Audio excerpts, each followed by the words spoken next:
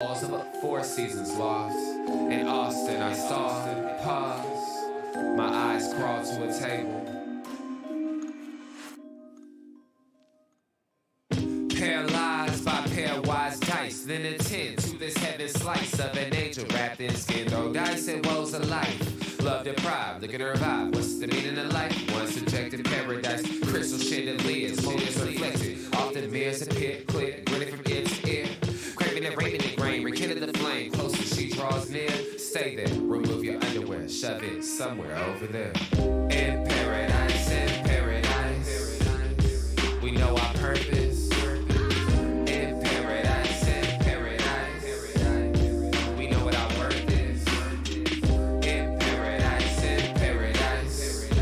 we manifest dreams. Hey, hello everybody, and welcome to the Unpopular Hour Women Only Wednesday.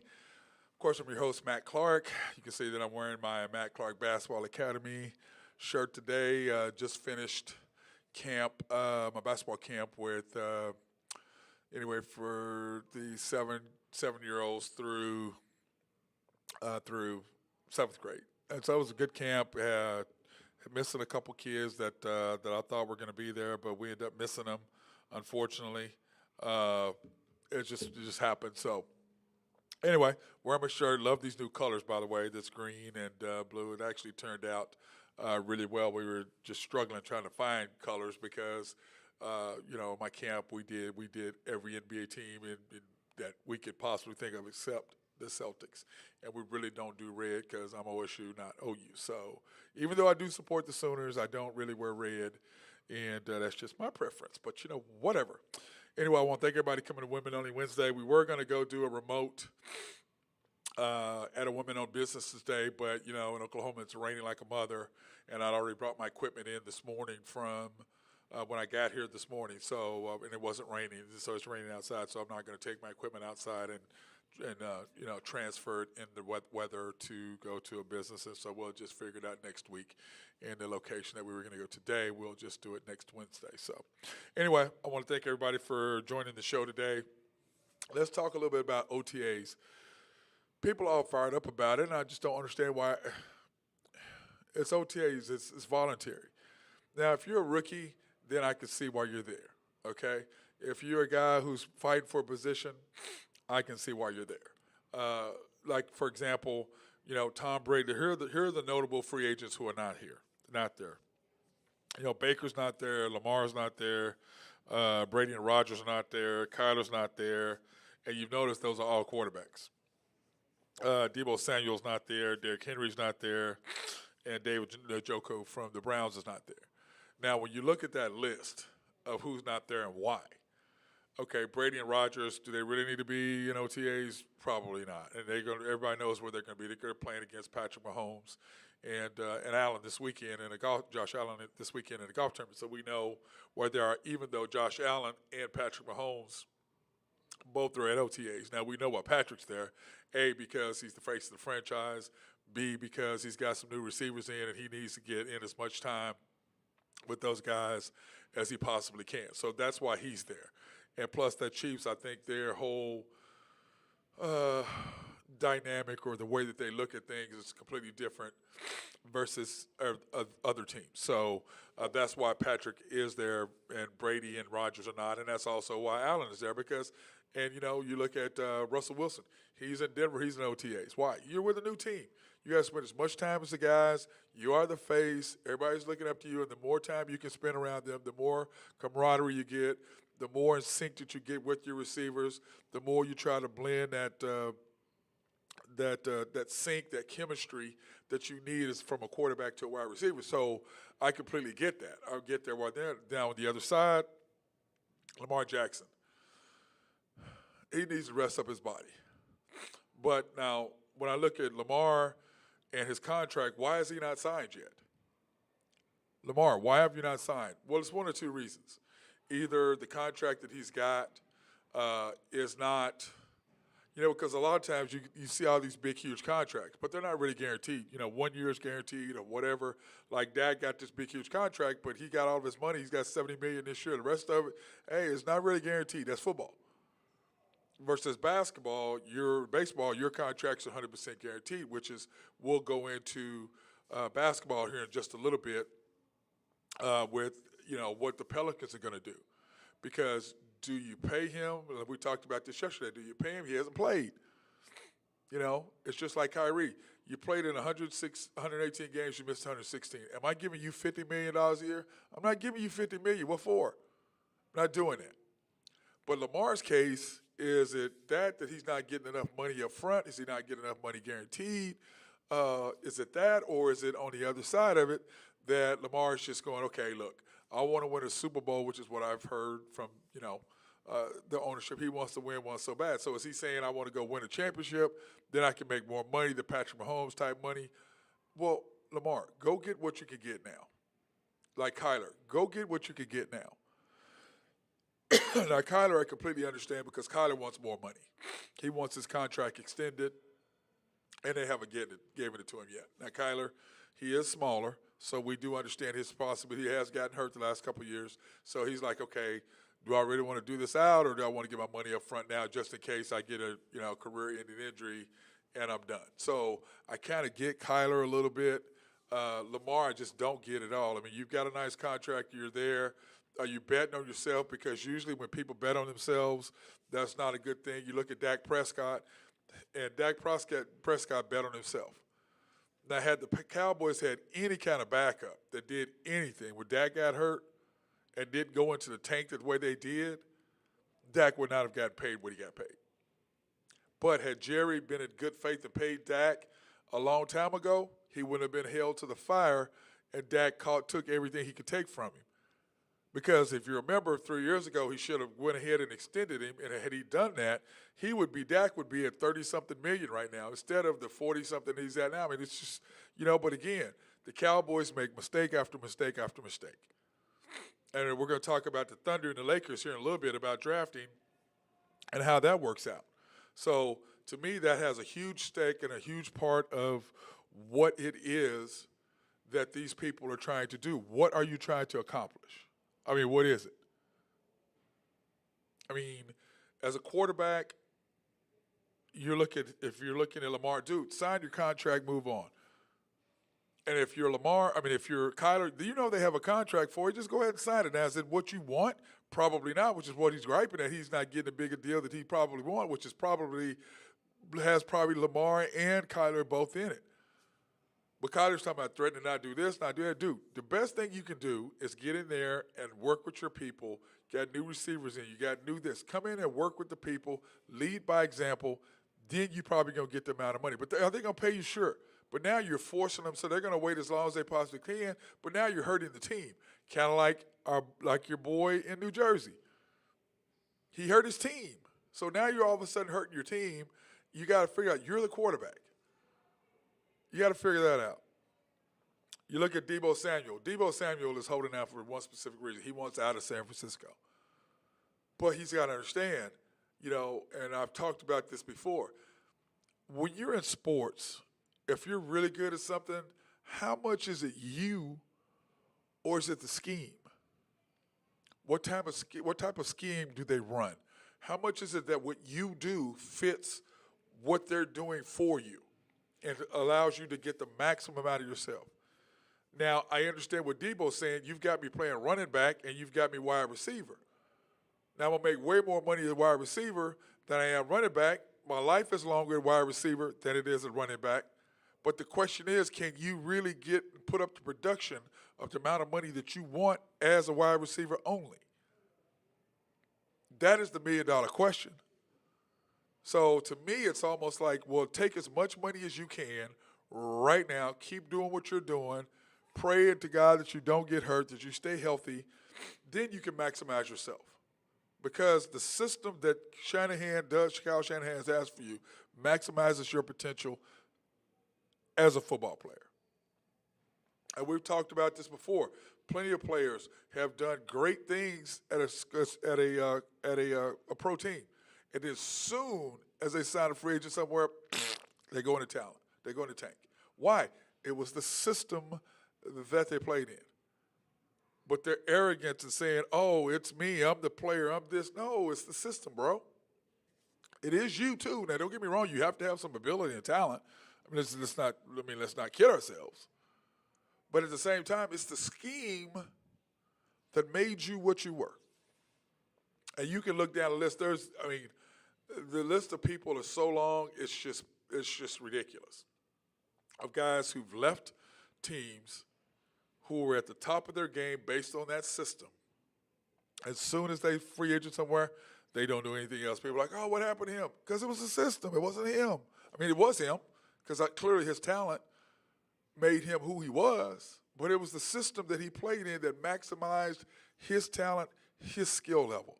Deebo Samuel, that's where he's at. Kyle Shanahan is maximizing Deebo Samuel's potential because he does him at running back and wide receiver, which gives him more room to get open, less ways for them to bottle him up front to do that.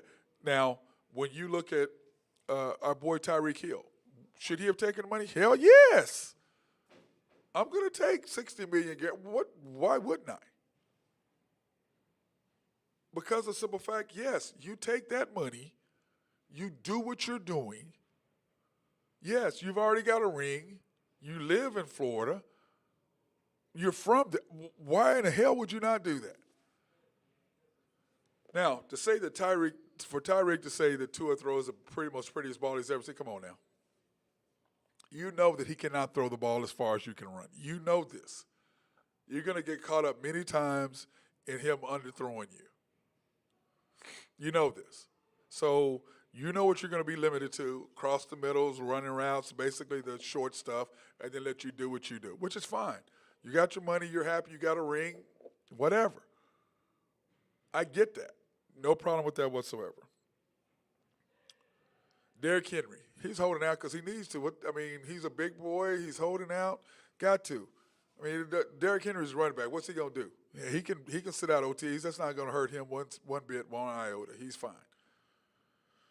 Njoku for the tight end from the Browns. Yeah, you need to be in there. You got quarterbacks. You got a new quarterback. Baker's not there anymore. And we're not even going to talk about why Baker's not there. Who the hell blames Baker? I wouldn't be there either. But Njoku, you're missing the chance to get used to getting reps with your new quarterbacks. You got 3 of them. How do they throw the ball? What's the spin on the ball? What do they like to give it to you? How hard are they throwing it short? How hard do they throw it? How hard are they throwing it long? What kind of ball do they throw? Where is it located? What if crossing routes? These are timing things that you need to do. That's why Patrick Mahomes is in Cincinnati. Is in Kansas City. That's why he is in OTAs. Because of the simple fact he gets it. He understands. Now, speaking of contracts, let's talk about Aaron Donald a little bit. He says he's good whether they pay him or not. I heard this analyst say that the most important piece of the Rams is the quarterback, Matthew Stafford. The second most important piece of them, well, the first part is the coach. But, player-wise, it's Matthew Stafford, then it's Cooper Kupp. What are you smoking? The most important player on that team is one of the greatest players of all time. Cooper Kupp is now going to be mentioned as one of the greatest players of all time. Now, is he mentioned as having the most outstanding 1 year in the history of football? Yes. But what was he before that? So I really can't give him the break or the love that this particular analyst gave him because I'm sitting here going, there's just no way. Aaron Donald is the most important person on their team. He makes everything else go. The reason why your offense gets extra possessions is because of the defense, because of him. It allows you to do so much. And if you think he's not, I don't know what you're smoking or what you're talking about. You're an idiot. Matthew Stafford, like Matthew Stafford. Yes, he's good. He does whatever. I agree. He's important. He ain't Aaron Donald. Cooper Kupp, you have 1 year. Anybody can have 1 year. Now, you duplicate that this year, then let's talk about something. But just because you did something spectacular 1 year, whatever, show me when everybody knows what you are coming with, then you show me. When nobody knows what's happening and they have no film, don't know how to stop it, that's a completely different story. How many people you know have one great year And then do they duplicate it? No. Unless it's Jerry Rice, unless it's Barry Sanders, unless it's Jim Brown, unless it's Gale Sayers. I mean, come on now. Eric Dickerson, O.J. Simpson. I mean, I just laugh at this stuff because it's ridiculous. Anybody can have 1 year. I'm not going to fall in love with your game off of 1 year. Whoop-de-doo. You had 1 year. So now show me multiple years of doing that. When everybody knows what you got, what do you got after that? What is your counter to their counter? Great players counter what the other piece of counter. Like, for example, when they changed the rules at the Masters for Tiger, they changed how the layout to limit what he could do. What does he do? Wins 4 more times. The greats always change. They always adapt. They always counter your move. You counter what they do, they counter back. That's what great players do. Now, can I call Cooper Kupp a great player? This year he was fantastic. Not going to take away from anything he did. But when it comes back, can you do that more than once? That's my thing. Anybody come out and have a great year? Woo, wow. See it all the time. Then where are they after that? When they counter your counter, what do you do then? Aaron Donald saying what he does, yeah. I have zero problem with Aaron Donald saying, hey, I'm good. I got a ring. I got 3 defensive players of the year. I'm arguably one of the best defensive linemen in the history of the game. I'm definitely the best defensive lineman, period, in the game today without question. And I think it's Aaron Donald, and, there's nobody even close to him. Tom Brady, there, you got several guys, Mahomes, you got, whatever. You got guys close to him. Aaron Donald ain't nobody close to him. Nobody. He's the most dominant defensive football player in the game without question, not even close. Not even close. So how is he not the most important thing you got as far as players on your team? Now, clearly the most important thing is Sean McVay, the coach. Okay, let's just state the obvious right there. But on the other side, how do you not say that this guy over here is great? It's insane. It's impossible to say that. Now, with a straight face, this guy is the most important guy on your team. Now, if you want to pay him or don't, whatever. Now, the question is, if Aaron's already settled on his money and he doesn't need the money, is he going to do what Brady did and what Mahomes did, where they just said, okay, I want to win games. Josh Allen did the same thing. Look, I'm trying to win games. Pay me. I'm going to make money over the life of my deal, no doubt. But pay me enough to make sure that I got enough pieces around me. So if you give Aaron Donald all this money, make him the highest defensive player in the game, which arguably he is, then is that going to cost the Rams in other areas? It sure as hell is. But the question is that what Aaron really wants? Because if he can retire now and said he's good, that means financially he's okay. So he doesn't really need to go get $30 million to be unless that's his ego. And if I'm sitting here saying I can retire with no regrets, I'm good, he ain't got the ego. But the thing about him is, he's going to give you 100%. Okay? He's not going to shortchange you. If you pay him a bunch of money, he's going to come and do his work. He's going to work hard. He's going to be in shape. He's going to be ready to go. He ain't going to cheat you. He's that type of guy. So you already know what you're getting out of Aaron Donald. So that being said, what do? You pay the man. Especially since he's got at least probably 2 to 3 more years of dominance. Because we all remember how Barry Sanders walked away way too soon. And he didn't have to, but he said, screw it, I'm out. Man, what a good show today. This is Matt Clark coming to you with the Unpopular Hour Women Only Wednesday show. And we're coming today from Santa Fe Family Life Center. You can see everything back. That's the Trae Young Adidas logo that he's got for the Trae Young Academy that he's got back there in his Trae Young team, this Adidas team. So that's his logo. But anyway, I want to take this opportunity to thank my guys at YNB, family owned and operated since 1912, the bank that makes things happen. Please pre-qualify online for any loans that you might need as far as cars or houses or refinance or whatever. Yeah, please go online and check with them at www.ynbok.com. That's www.ynbok.com. And I want to take this opportunity to thank them for sponsoring our weekly show where we go out and we do remotes at minority and black-owned businesses around the city. So I want to thank them for their support in that. We just started that this past month. I think we went to 6 locations, 6 minority and black-owned businesses last month, and we're going to try to add to that this month, plus add women-owned businesses. Every Wednesday we're going to try to go to a woman-owned business to give them some support as well, as we should. I mean, let's not leave out the women.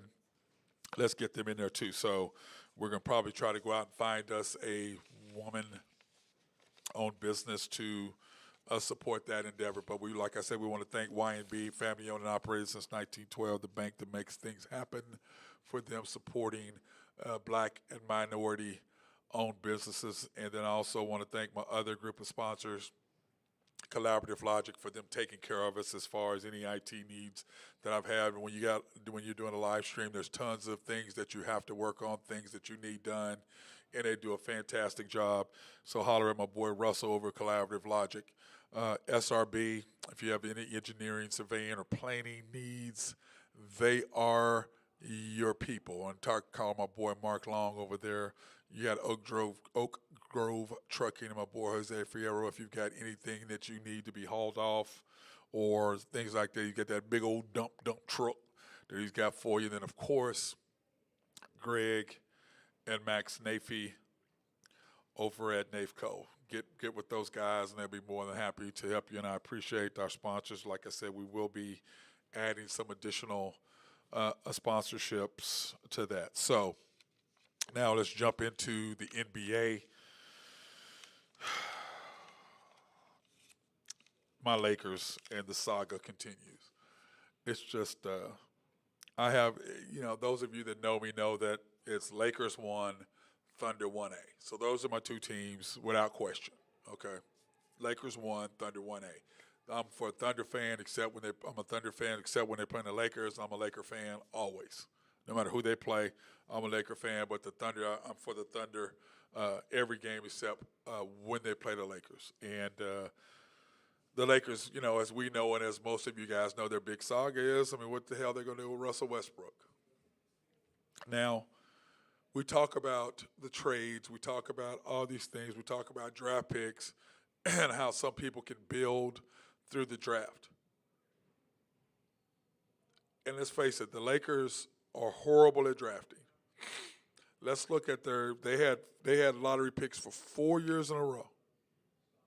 4 years in a row they had lottery picks. They took Julius Randle. After Julius, the 2 players who were significant, Zach LaVine at 13 and Nurkic at 16. Now, would you have rather had either one of those guys other than Julius Randle? Yes. Preferably Nurkic. But if you had to pick one of those 2 guys, who would you pick? So those 2 guys clearly are better than what you got out of Julius Randle. Your next one was D'Angelo Russell. Now, that draft was very, very weak because the only thing after him really was Devin Booker. And who knew Devin was going to do what Devin is doing now? So that draft after him, there's a bunch of players that are just in there. That draft, it seems like everybody's pretty much the same that were available after D'Angelo Russell. They're all basically the same type guy. They were just misses. One after another all the way through. Then the next step, you want to come back and you want to look at Brandon Ingram. And let's call it, Brandon Ingram's a good player. There's no doubt he's a good player. I wouldn't have taken him. I wasn't that big of a fan.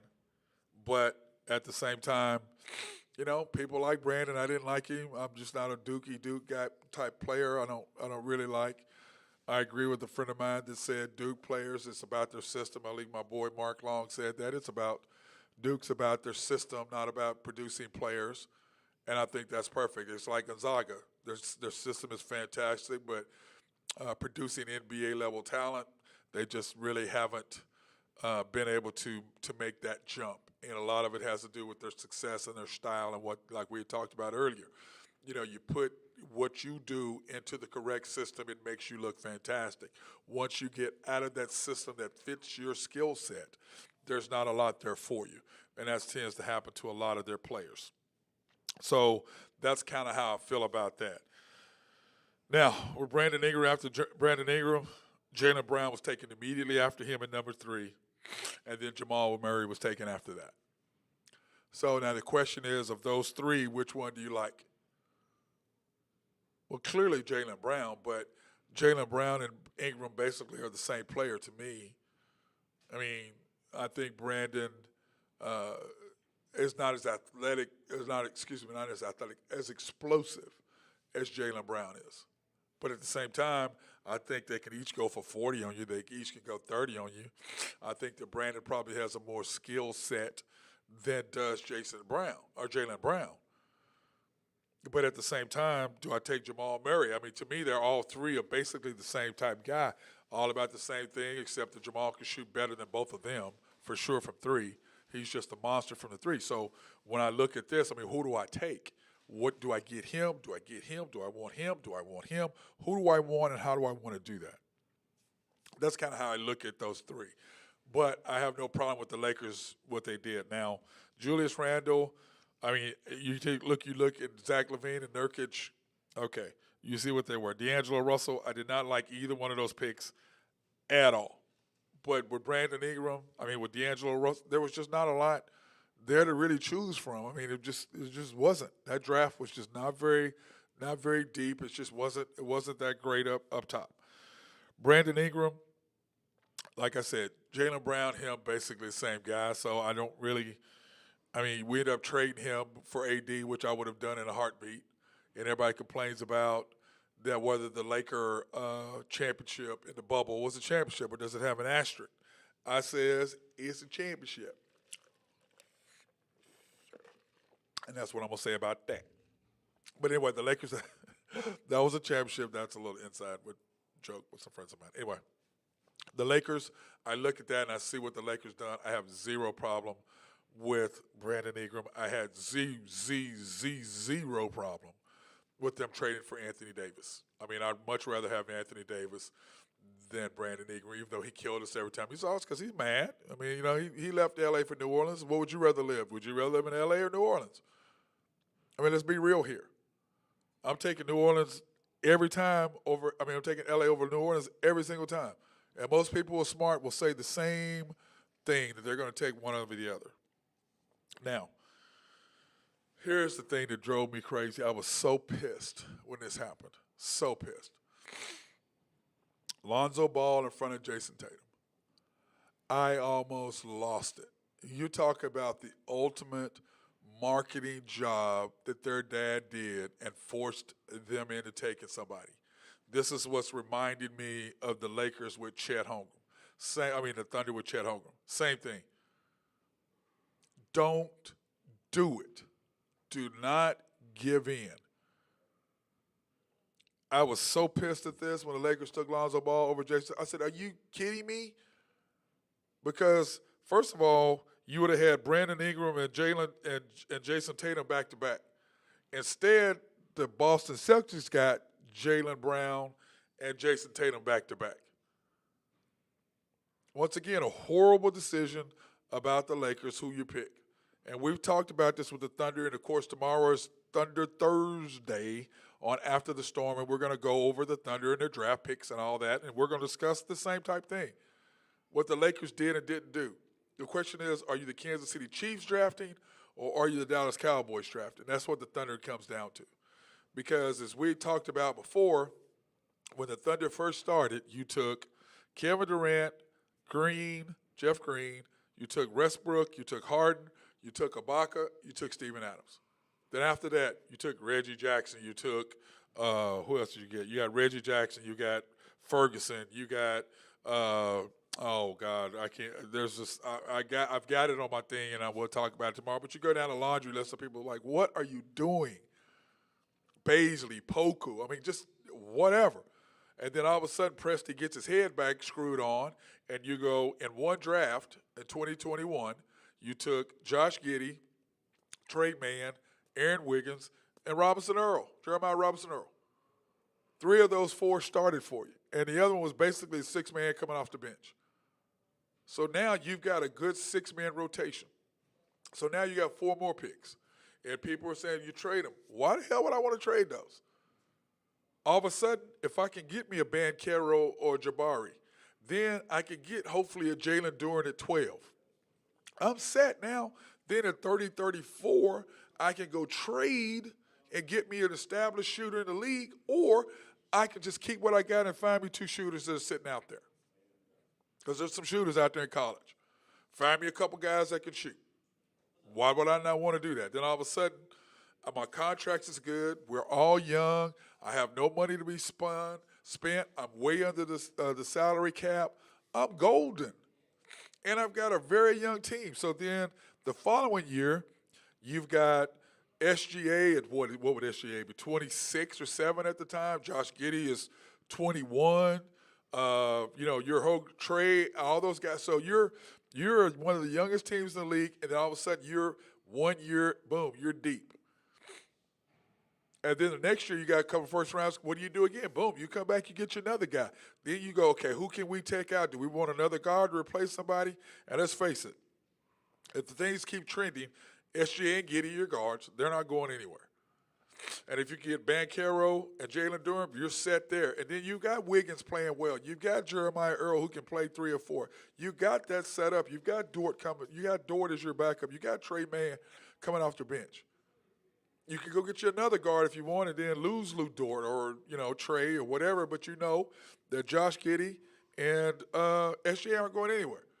And then if you get a Banchero, he ain't because he's an upgrade from Baisley. Same type of guy, except Baisley can't do what Banchero does. You thought he was going to, but clearly he did not fit the bill and could not have the skill set to do what you thought this man was going to do. Because to me, I'm not drafting anybody who hasn't played in a tough conference in college.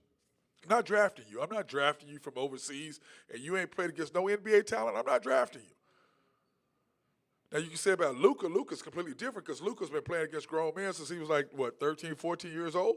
He's basically playing against grown men his whole life. It ain't no big deal to him because he was that talented. But for the rest of them, look, get your butt over here, go to college, and produce, and show me what you can get. Don't get me a Ty Jerome, good little player who played in Virginia as a rope. Yeah, no. I don't need none of that. I need guys who are NBA ready. And the Thunder, we're going to go into detail, like I said, about the Thunder and about who all they should draft. Sorry about that. Paper flew off. My little notes flew off. So, if I'm the Thunder, that's what I do. But when you look at the Lakers can't draft. They're the Dallas Cowboys of professional basketball. They can't draft. Can't draft. I mean, think about this for a minute. You could have had Brandon Ingram and Jason Tatum, or you could have had Jaylen Brown and Jason Tatum. The same thing that Boston has, you could have had. But instead, you took Brandon and Lonzo. Think about that for a minute, Laker fans. They are in the finals with 2 guys you passed on. You took Brandon Ingram and Lonzo Ball in front of these 2 guys. And remember, they're back-to-back picks. Just like Boston had back-to-back picks, they took Jalen and Jason. You took Brandon Ingram and Lonzo. So when you look at that, who is the one who made the stupid mistakes? Clearly the Lakers did. I mean, let that soak in for a minute. You could have had Jaylen Brown and Jason Tatum, and you took Brandon Ingram and Lonzo Ball, Lakers. So you took. Now, I even like Brandon and Jason Tatum. I think that would be just as good as Jalen and probably a little bit more because I think Brandon is a little bit more skilled than Jason Tatum is. Than Jaylen Brown is. But those were your options, and you went completely left. You went to a total another direction, Lakers. The draft is such an important thing, but you got to get NBA-ready players. You can't listen to all the outside noise telling you who to draft and do all that's just stupid. Not very smart to go do that. And I look at this and I just think, whatever. I don't get it. But that being said, I'm going to bounce off and talk about hockey and my boy John Gray. Because he was like, said, how you going to be a sports talking about sports and you don't even know that Seattle had a team? Hey, you don't know everything about every sport. I'm just now trying to learn about hockey.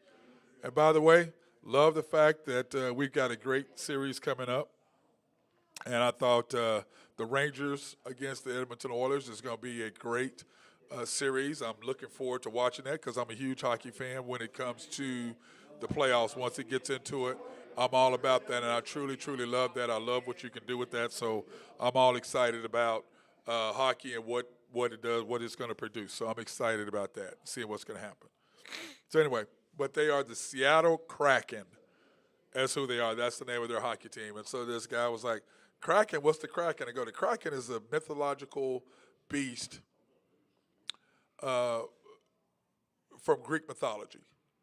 And Kraken is one of my favorite creatures, by the way, even though he's a demigod, not quite a god, but a demigod.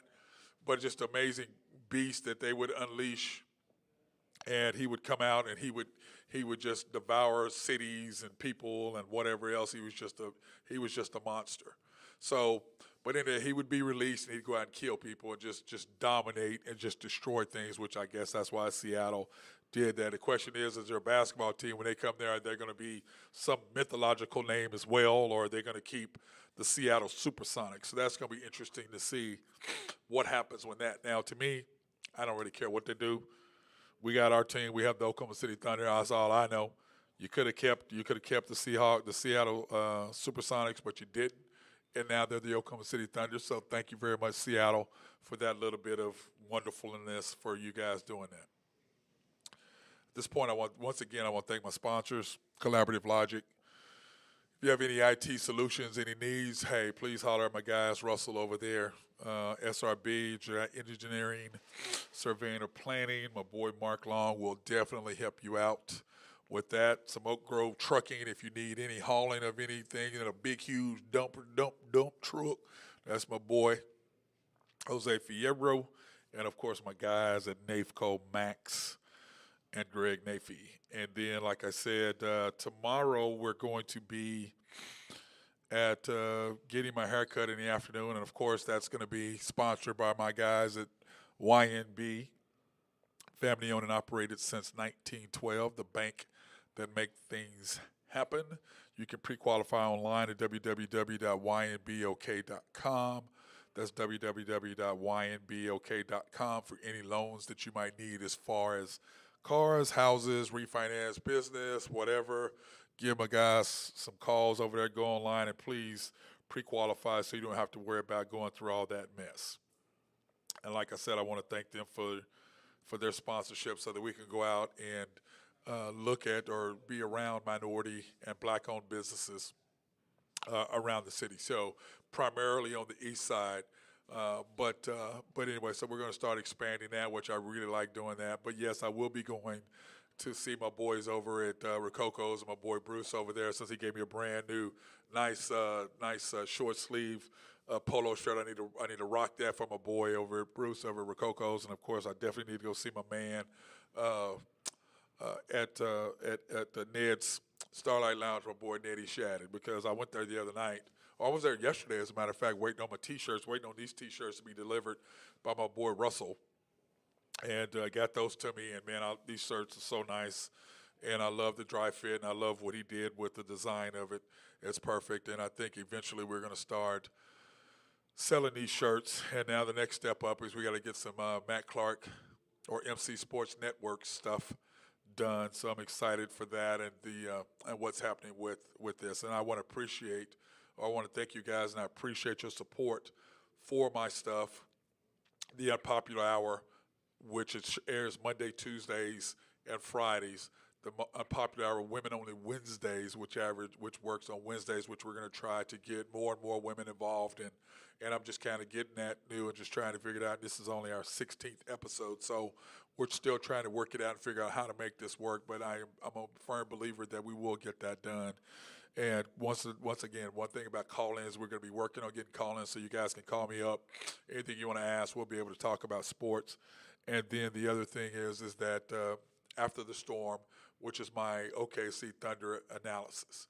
And we're doing that on Thursdays now, calling it Thunder Thursdays. Now, once the season starts, we will be doing it, usually about 45 minutes after the Thunder game. We come on and we do a live stream and we talk about the Thunder and we talk about different things. Now, eventually we're going to start going to different locations and different remotes and doing the remotes there at that location after the Thunder games and allow people to come in. Now, we are getting more and more people who want to get involved and who want to come to the show. They can sit there and listen and make comments, and I'm all about interaction. If you want to talk some stuff, say some things, hey, let's interact. This is not about me. I'm not the ego guy where I have to come out and go, listen to me. That's not me. I love interaction. If somebody got something, hey, come on, let's talk about this. Let's have some fun. Because this is about fun. It's about me teaching you things. It's about you learning new things. It's about me learning some things because I'm not always right. There are things you can't learn. And once you think you're smart and you can't learn anything, you're an idiot because there's always something for everybody to learn. And I'm all about learning about if there's, I believe my opinion is right, but I also am smart enough to understand that sometimes somebody has some insight that I didn't. And I'm smart enough to go, hey, you know what? Your point is better than mine. It's a valid point. I still like my point, but your point is 10 times better than mine. And guess what? You're right and I'm wrong. And I have no problem admitting that you were right and I was wrong. So anyway, that being said, I want to thank everybody for coming out or for watching today and supporting me. We're getting more and more views when we're going live, and I appreciate that. Thank you so much for your support. It's very humbling. And like I said, we're just now getting started. We're getting better and better, and we're adding equipment and doing more because when we first started, there was no really remotes going on. It was strictly there at my house, in my office. And so now we're getting out and adding more equipment. And like we're saying, we're going to add another microphone so that whenever we go to businesses, whoever business we can in, they're more than happy to sit down with me, and we can sit back and have a conversation and talk about the show and talk about what they're doing in their business and how you can contact them and just give out as much support as we possibly can to businesses. So that being said, thank you very much for watching the Unpopular Hour, Women Only Wednesday. Like I said, we're coming live from Santa Fe Family Life Center over here at 63rd and Broadway Extension, 6300 North Broadway. We're very excited about thing they like in the back there. I think they're still, they're done playing pickleball. They were playing pickleball right before we started. You want to play pickleball, you want to do training, you want to do basketball skills, you want to do tennis. There's also a weight facility here that has a great weight room. So we also just opened up the pool for the summer. So there's all kinds of things that we're more than just a fitness center. We're a thing that people can come and learn more. We have wheelchair access, wheelchair basketball. We have training for wheelchair kids and for handicapped kids. So, we'll do more here at Santa Fe than just a gymnasium. So, anyway, please, by all means, come check out my boy Brian and my boy Nick over here at Santa Fe Family Life Center. These guys will be more than willing to help you answer any questions that you might need. So, anyway, like I said, thank you again for watching the Unpopular Hour, Women Only Wednesday. I'm your host, Mac